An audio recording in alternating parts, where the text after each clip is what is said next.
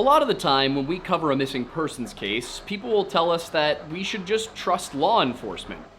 This story is an example of why I don't. I'm Aiden Madison. Welcome back to the Lore Lodge.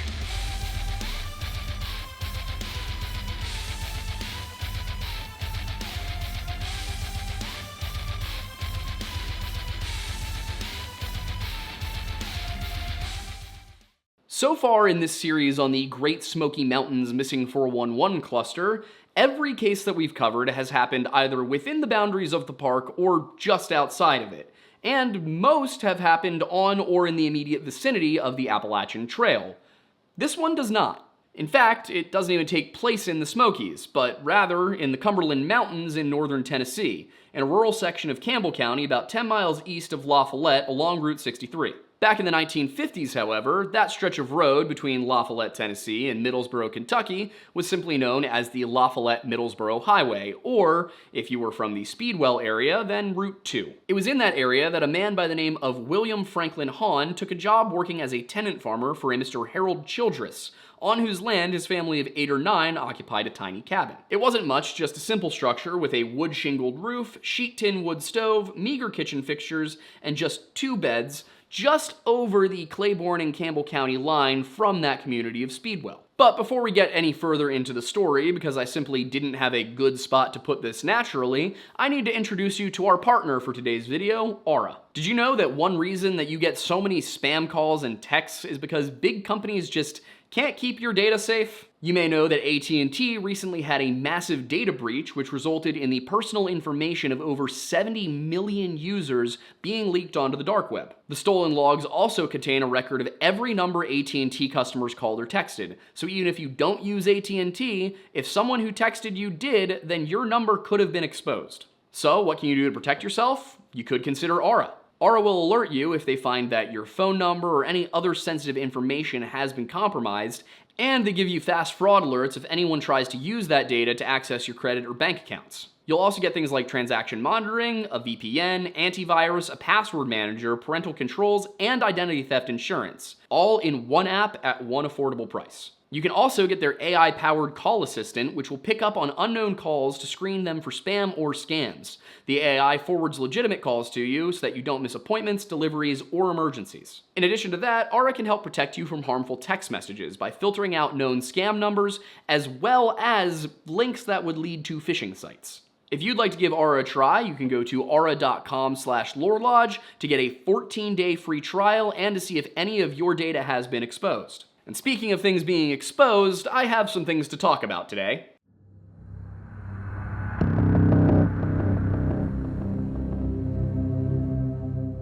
50-year-old William Haun, who preferred to be called Frank after his middle name, worked a typical farm labor job, while his 28-year-old wife Edna balanced watching their younger children with work around the home. On the 8th of October 1957, Frank was working on the nearby barn of a Hugh Rogers, while Edna was out picking walnuts with their 3 youngest daughters, Elizabeth, Minnie, and Linda. 5-year-old Elizabeth and 3-year-old Minnie were walking along with their mother, who was carrying the 14-month-old Linda in her arms as she picked. According to the October 10th issues of the Knoxville News-Sentinel and the Elizabethton Star, it was around 1:30 p.m., after they had finished filling their first bucket of walnuts, that Minnie became tired and started crying to go home. Edna, of course, was not finished picking walnuts, so as a compromise, she had Elizabeth and Minnie sit under a tree in what she described as a long open field. Edna and the children were not particularly far from the home, so this wasn't much of a concern. She just told them, hey, stay put, I'll be right back, and then we can go home. However, after being gone for only about 10 minutes, Edna turned around to find that Elizabeth, the 5-year-old, was following right behind her. Minnie, on the other hand, was nowhere to be seen, so Edna asked Elizabeth where her sister had gone.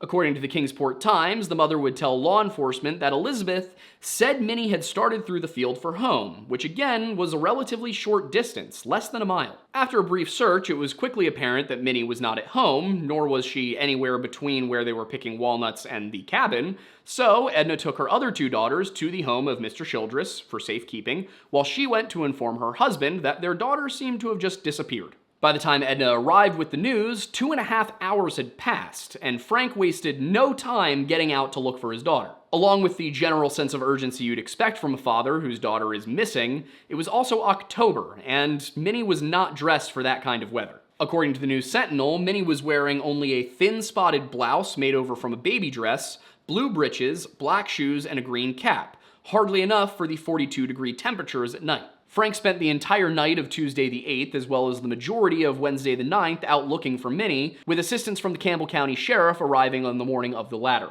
The News Sentinel reported on Thursday the 10th that a La Follette man by the name of F.C. Williams committed 2 bloodhounds to the search on Tuesday night, and that he remained in the area with his dogs until 4 a.m. on Wednesday. However, despite arriving just hours after her disappearance, the dogs were completely unable to scent Minnie. Williams attributed this to too many people who had been beating around over the same ground for the dogs to pick up a trail.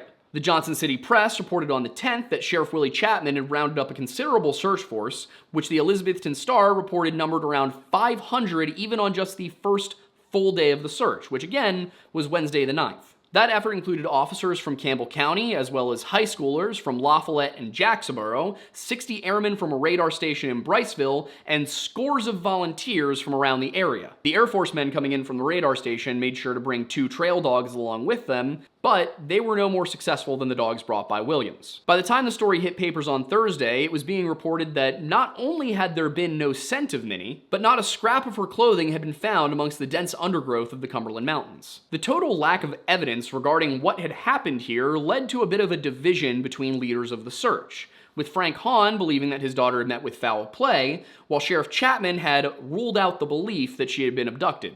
At the same time, both men had to acknowledge that it was very strange there had been no sign of the girl. Frank, who the Knoxville Journal reported had searched relentlessly since he learned Minnie had vanished, told reporters through choked sobs that he believed his daughter was either dead or kidnapped. Not for the money, he said, but maybe by someone who wanted a child. And he tearfully added, if they don't ever find her body, I'll always believe she was kidnapped, and I'll never give up hope of finding her someday. I guess it's God's will, and I don't know what we can do about it. While Sheriff Chapman did not consider Frank's kidnapping theory to be a possibility, he was apparently open to the option that Minnie had been slain and buried in a shallow grave, as reported by the Daily News Journal. That same paper reported that searchers carried long sticks to punch the earth for soft spots, and on Thursday night, local men Landon Lee Turner and George J. Bryant reported finding a shovel covered in loose dirt in the basement of an abandoned house. The Knoxville Journal reported that abandoned building was just 500 yards from the scene of Minnie's disappearance, and that when the 2 men had come across this, they found a spot of even more loose soil in the basement. They dug down about 6 inches, but there was nothing there. Just as an aside, if you ever come across loose soil in the area where somebody has recently gone missing, don't do that. Don't dig it up yourself. Call the police.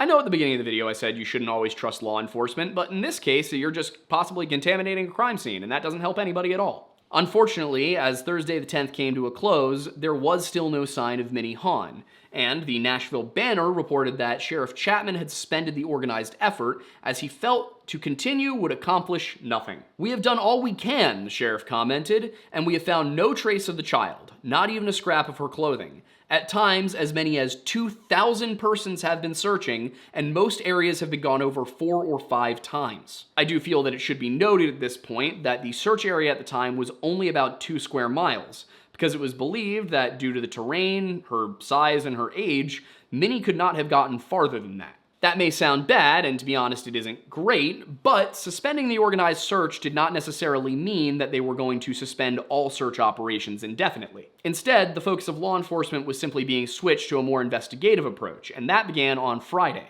That morning's issue of the Knoxville Journal gave a full account of what had been, to that point, a rather incoherently reported story, under the unfortunate headline, Posse Abandons Search for Girl. Along with the story of the shovel that was found in the abandoned house, the article reported that Sheriff Chapman had said, "We'll keep hunting those who live around here, but I believe further organized search is hopeless." Despite this, the sheriff had dutifully remained on scene since 9:00 p.m. the night that Minnie went missing, and he had not left. He was sleeping in his car. And while the official search had been suspended, the communities of Speedwell and Well Springs really rallied around the Haun family and the remaining volunteers, providing coffee and warm meals to searchers and family members. One of the most persistent men in this effort was none other than Frank Haun, who in fact told reporters that he felt guilty because he had rested about twice since Minnie had disappeared. Twice. And when I say rested, I don't mean that he went home and slept for 8 hours. I mean that he sat by a fire for a little bit and that he slept for an hour and a half. Haun had sat with a reporter by the name of Sherlock Hope, which is just a sick name, and he gave an interview long enough for him to go through the events in order, which I have to say, having read like 30 articles on this, that was sorely needed. Now, what I'm about to read to you is lifted from that interview. "What I can't understand," he said, "is how she disappeared so quickly. My wife, with our baby in her arms, left Minnie and Elizabeth at the edge of the thicket, and it wasn't 10 or 15 minutes before Elizabeth appeared and said Minnie had gone on home. My wife couldn't find her at home and went back and searched for more than an hour. Minnie had complained of being sleepy. What I believe is she walked into the woods and went to sleep and didn't hear her mother calling. When it got dark and cold, she would have woke up. But I can't understand why she didn't cry out and answer our calls. By then, hundreds of us were searching. She probably wandered around and crawled into a honeysuckle bush or under something to keep warm and was probably bitten by a snake. She must have been dead or someone would have heard her." The article clarifies that a copperhead snake had been killed that morning by one of the searching parties. And copperheads, while I previously made the mistake of saying that they are lethally dangerous, which is what they told us at Boy Scout camp, are not necessarily going to kill you, but could be deadly to a toddler. I'm getting the sense that Boy Scout camp told us that so that we wouldn't even think about playing around with the snakes. Personally, I needed no further encouragement. I don't like snakes. Anyway, Frank continued, "My only hope now is that she was kidnapped by someone who lives in the big cities and do things like that, some bloodthirsty somebody.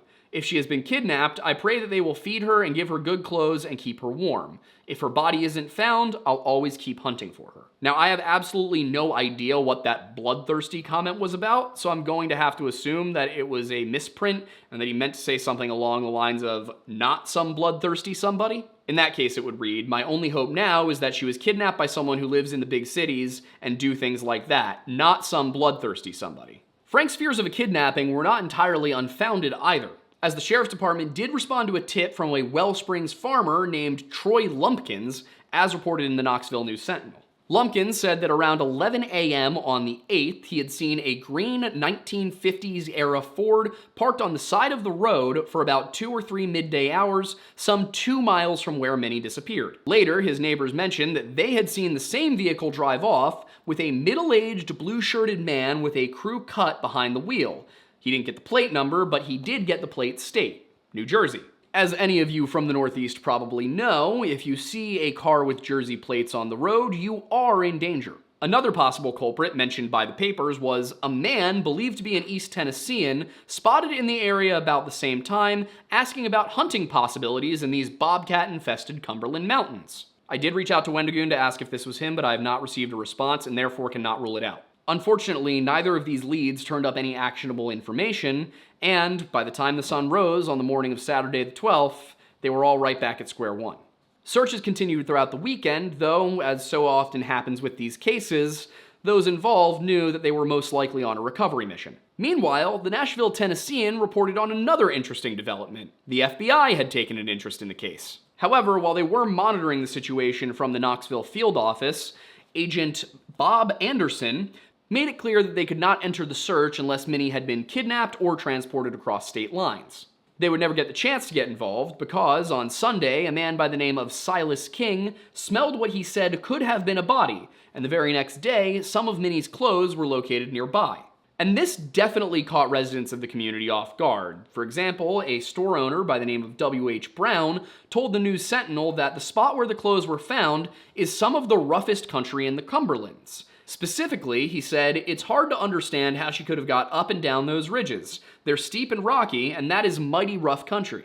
The same article reported that a local man named Dit Norris had come across Minnie's cap, shoe, and sock while walking along a logging road deep in the Cumberland Mountains, about 2 miles from the Haun household. With what King smelled and what Norris saw, it wasn't long before searchers Dewey King and Paul Souter came across Minnie. And right here is the part of the story where law enforcement lost me.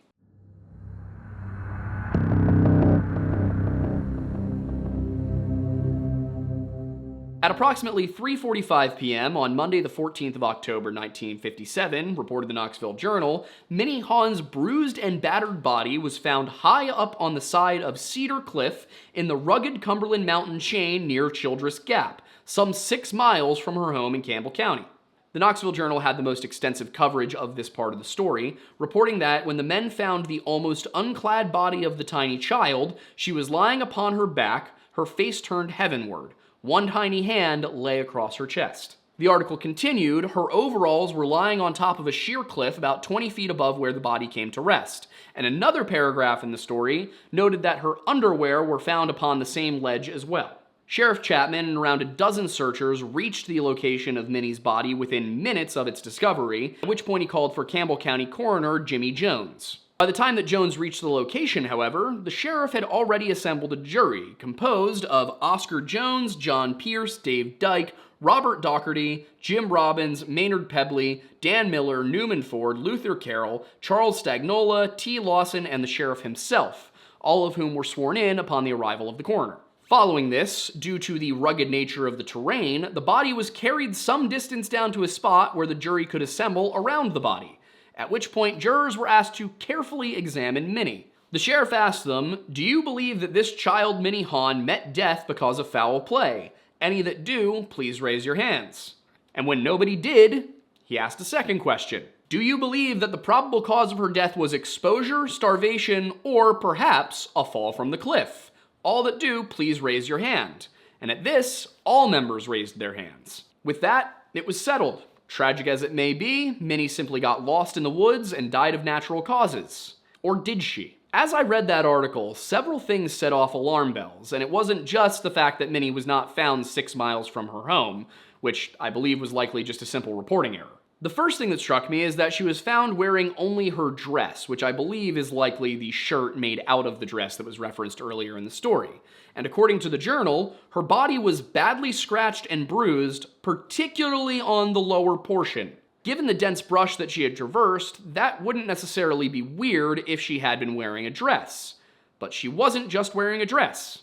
As I mentioned, while Minnie's shoes, socks, and cap were found about half a mile away from where her body was discovered, her overalls and underwear sat atop that cliff 20 feet above her. And that suggests to me that she had worn them all the way to the cliff.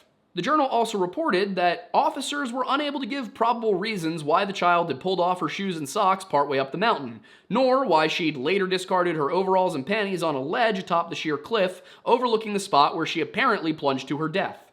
I'm not going to say for certain that the journalist who was writing this article had some of the same suspicions that I do, but it does seem like the subtext may be there. In addition, the Kingsport Times reported on the same day that the shoes offered evidence of the deliberateness with which she took them off, as the socks were neatly stuffed inside the shoes. Along with all of that, it seems that Sheriff Chapman and the jury he assembled are the ones who determined the cause of death, despite the fact that the coroner was standing right there and had not yet performed an autopsy. And of course, they did something that you should absolutely never do before people have had a chance to actually investigate the scene of a potential crime, which is moved the body. And while this was ruled an accident, I think it's worth taking a look at the phrasing used for the question, because it wasn't, "Do you think she died from a fall?" but rather, exposure, starvation, or perhaps a fall from the cliff. In my opinion, that would suggest that there were no clear signs that she had died as a result of a fall, such as broken bones or traumatic head injuries. It seems to me that the coroner could likely have given some input on what would have happened here, but for some reason,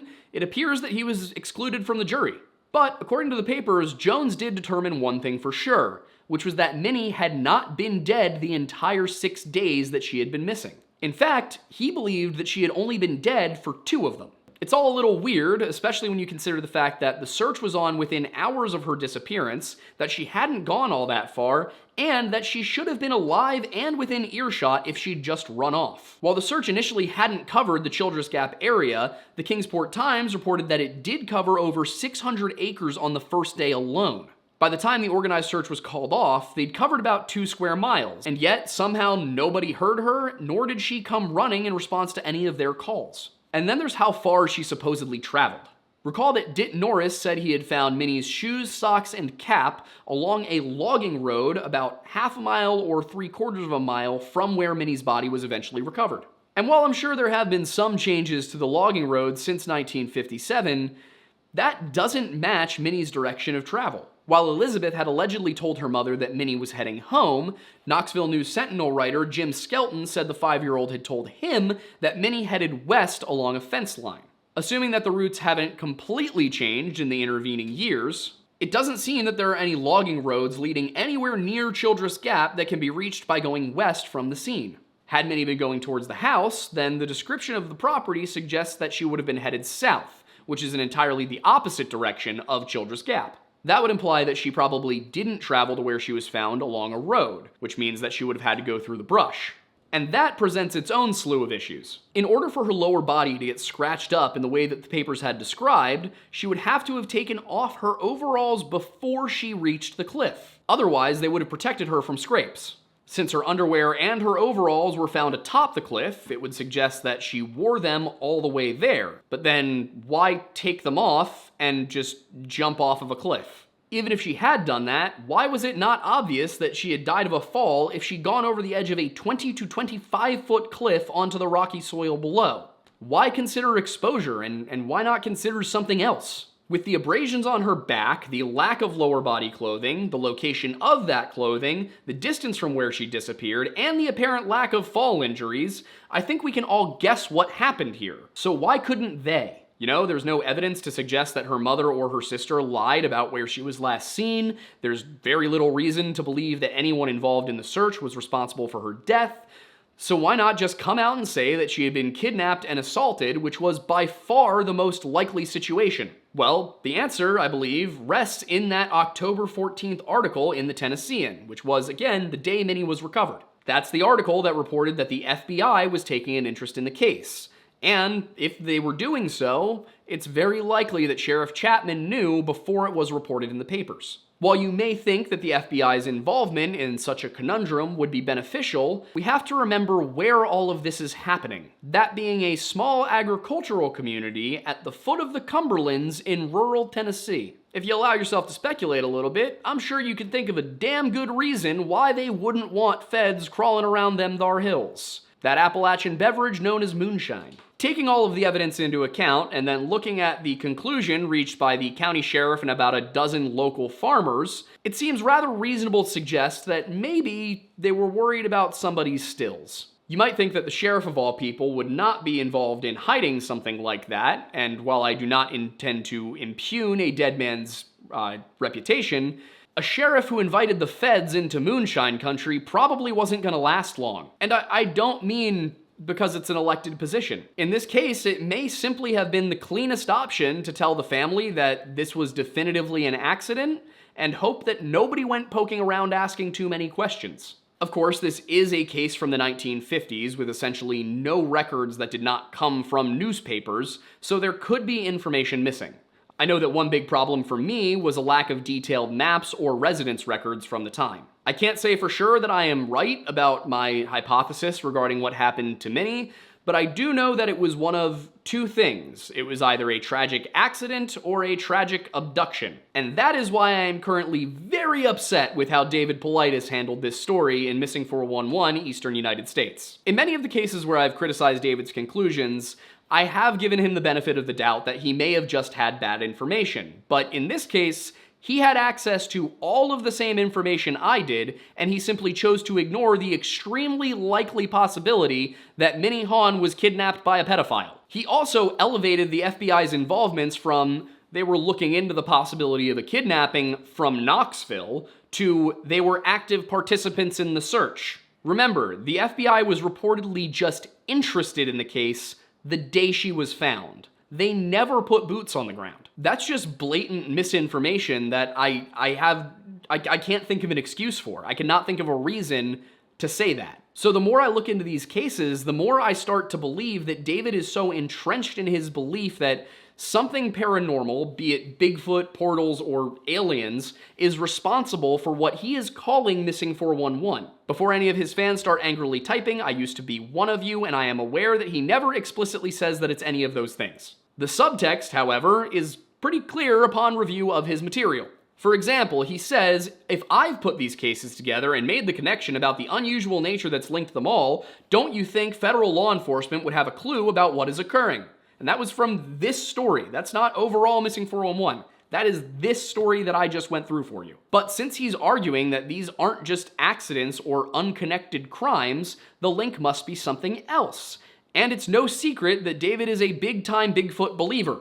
To be clear, I'm not saying that as a dig. If you want to see what our opinions are on the whole Sasquatch situation, we have multiple videos on it, and there's a few things that when it comes to this topic, I'm actually in agreement with David on. But another part that I think really matters here is a quote which follows the one I gave above, wherein he states that FBI agent Jim Reich is the individual whom the FBI sent to all of those cases when children disappeared in the Smokies. Dave continues, writing, "I think he had a very good grasp of the complexity of the issue, but the FBI won't release its documents." This, of course, implies that the FBI is hiding documents about specifically what connects these disappearances, which, if they did possess such documents, I would not put past them. However, having reviewed a good number of these cases, there is so far no reason to believe that most of them are connected in any way. On the rare occasion that there does seem to be a connection, it's important to remember that the FBI is usually not the first call in these cases. In fact, they usually don't get called at all. Instead, the National Park Service and local law enforcement are usually the responders. For the most part, I've chalked his conclusions up to confirmation bias and cognitive dissonance, but in this case, there's no mystery. It's very clear what happened to Minnie Haun, and I just don't see any good reason to include her story in this Missing 411 world. At the end of the day, this didn't happen in a national park. It isn't particularly mysterious. The FBI was not actually involved, even though had they been, it would have been justified, and it's just a horrifying result of predatory behavior. So I'm frustrated with David's inclusion of this case in a Missing 411 book. I have tried to give the guy the benefit of the doubt on numerous occasions, but the more I look at his actual work and not just the cases themselves, the more I'm seeing a pattern, and I don't like that pattern. And again, I don't think that Paulides is a grifter. I really don't. But I do think that he's not the most honest in his conclusions. I think that he is ignoring more likely possibilities in favor of his less likely ones. The reason I say that I don't think he's a grifter is that I don't believe he's doing that for money. I think he genuinely believes it, but he just can't see past his own confirmation bias. Maybe for those of you who haven't been around quite as long, back, when this channel started, I was a David Paulides ally. I was in his corner, I was very supportive of his beliefs, and where I am now is the result of trying to prove him right. As much as I may complain about times where I feel he's maybe included something he shouldn't have in one of his books, or that he didn't do his due diligence when it came to researching a case, I do think that he's done something good in presenting something interesting enough that people are getting interested in cold cases again. That it's brought, he's brought people like me, like Nick from The Missing Enigma, like Mr. Ballin. He has brought these people in who have blasted this out far beyond where it was in 2011. People are more interested now than ever in unsolved mysteries and in cold cases, and that is helping to do certain things. For example, had David Paulides never come out with Missing 411, if this series didn't exist, chances are I would not be a YouTuber. And if I were not a YouTuber, I would not have been covering the Gabby Petito case. I would not have been covering The Boy in the Box. I would not have been covering, most recently, the Sebastian Rogers disappearance. And now that I'm on that subject, I have some things to say.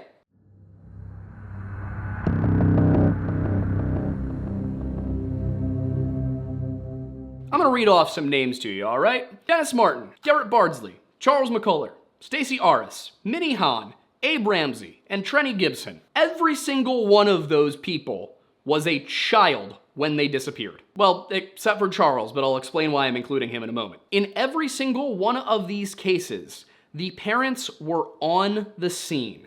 They were searching for at least the first couple of weeks, and many of them continued to go back and look year after year after year in the area where their child disappeared, just in case they would even come across their remains. I mean, if we look at Evangeline Lorimer, who we covered recently, she was actually in her 20s, and her dad was in on her disappearance, and he still looked. He was still on the ground the whole time she was missing. Charles McCuller went missing in a national park 3,000 miles away from where his father lived, and his dad flew out there repeatedly and harassed Congress for multiple years. Sorry, not Congress. Yeah, it was Congress. Harassed Congress and the FBI for years, demanding that they look into his son's disappearance. He spent months on the ground in Crater Lake National Park looking for his son in person, in the snow. He was out there looking in the sunshine. He was looking in the shade. He was looking in the rain. He was looking in the snow.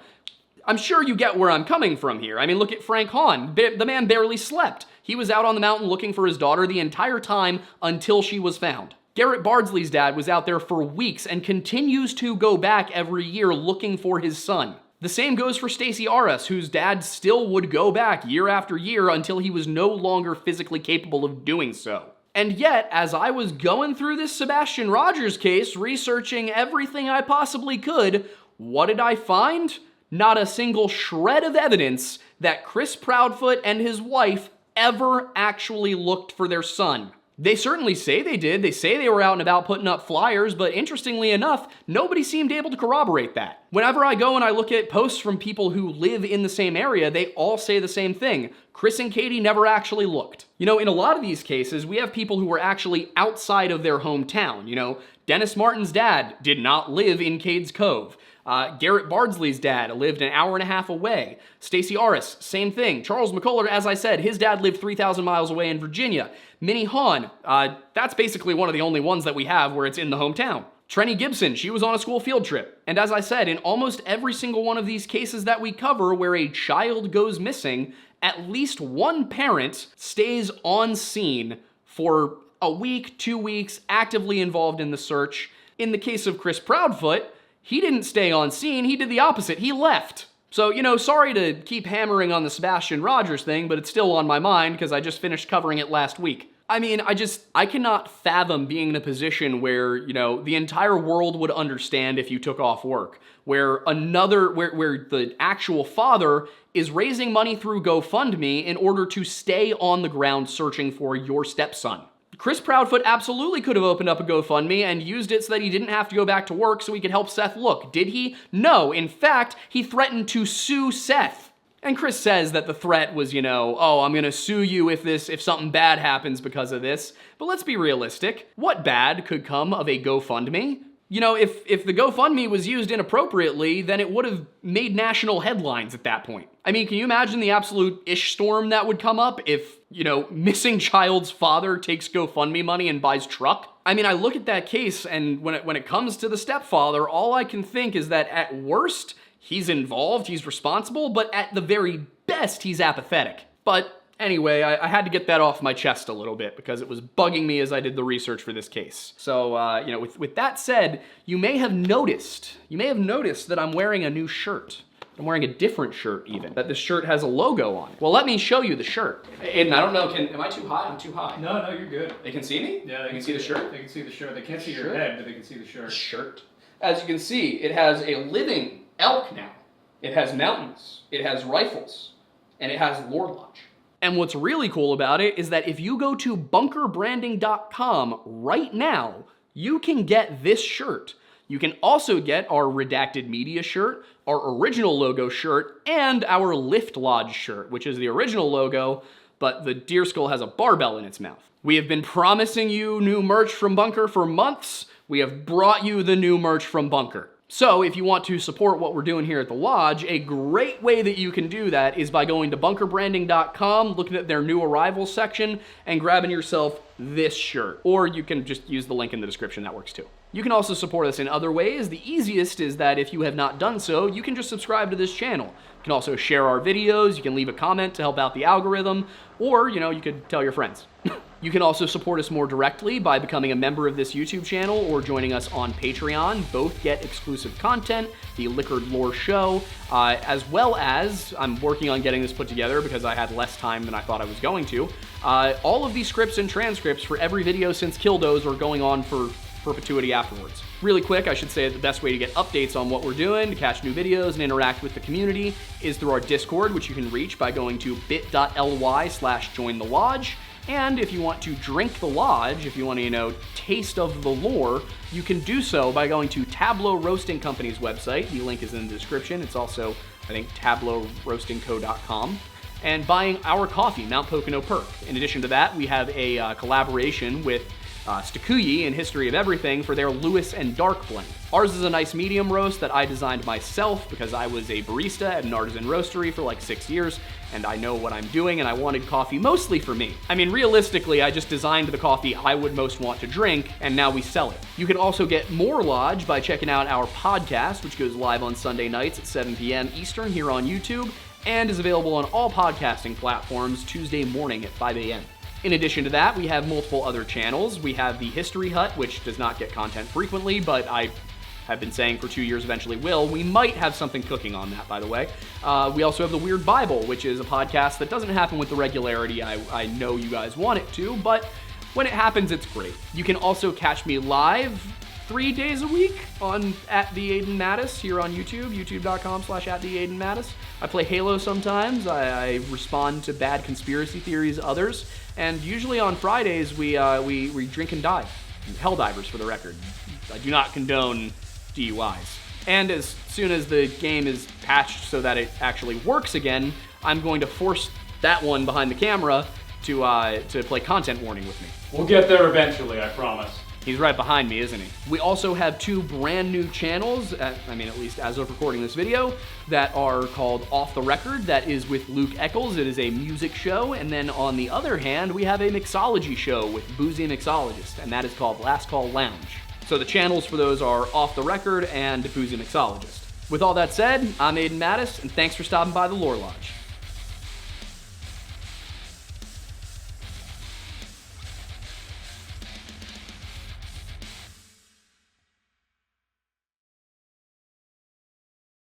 But since he's arguing that these aren't just accidents or unconnected crimes, the link must be something else. And it's no secret that Dave is a Bigfoot believer. Big time.